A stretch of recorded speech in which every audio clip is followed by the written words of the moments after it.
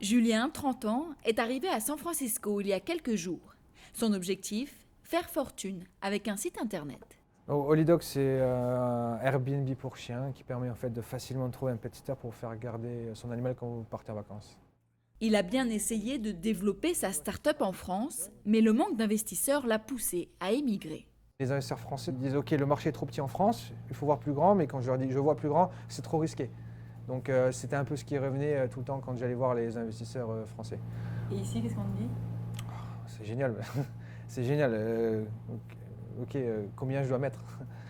Ça fait une semaine que je suis là, j'ai 3-4 contacts avec des fonds, quelques autres personnes qui m'ont contacté directement pour mettre de l'argent, mais c'est pas en France qu'on arrive à trouver cet argent, c'est quand même incroyable que c'est les Américains qui nous financent.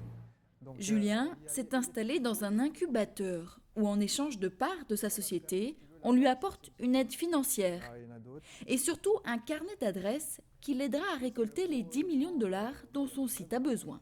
Ici, c'est pas à la française, un beau bureau, une secrétaire, non, viens, on monte nos meubles, on arrive, ça va très vite. This is Parker.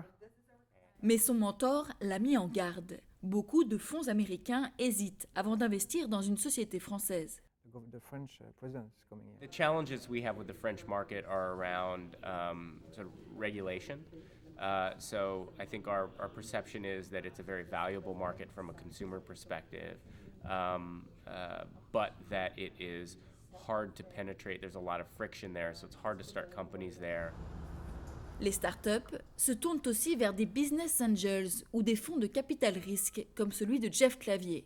Il est l'investisseur français le plus sollicité de la vallée. Je brûle des calories en faisant des emails. Il a levé 170 millions de dollars et a déjà investi dans plus de 140 startups. Pour Jeff, la vallée est un univers très compétitif où il faut avoir le goût du risque. Le nombre de boîtes qui se plantent sur une centaine de boîtes fundées, ça va être plus proche de 70-80. Plus de 50 000 Français travaillent dans la baie de San Francisco. Beaucoup d'ingénieurs sont embauchés chez les géants du secteur comme Google, Facebook ou ici PayPal. David Marcus y est comme chez lui. C'est un sauna ici.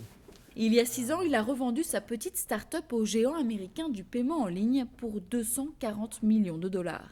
Aujourd'hui, il est le président de PayPal. Si on a la rage au ventre et l'envie de gagner et les capacités de travail, de rebondir. Donc, si vous avez tous ces attributs, il faut absolument venir, bien sûr.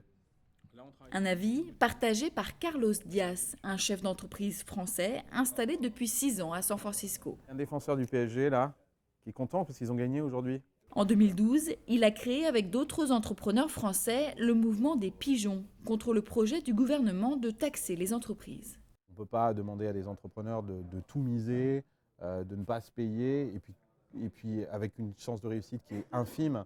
Et puis quand ça réussit, de venir prendre le pactole, quoi, en fait. C'est comme si vous disiez à quelqu'un qui joue au loto que si vous enlevez le gros lot, quoi, plus personne joue au loto, quoi. Carlos va rencontrer François Hollande lors de sa visite à San Francisco. Et il espère que le président français va s'inspirer du modèle de la Silicon Valley. Il a envie de vendre ce pacte de responsabilité, pas simplement aux entreprises françaises, mais aussi aux géants américains et aussi aux entrepreneurs français, parce qu'il sait très bien que c'est de là que viennent les emplois.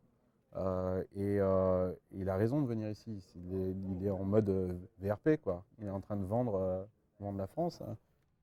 Redorer l'image de la France dans la Silicon Valley et rassurer les entrepreneurs français, la partie s'annonce serrée pour François Hollande.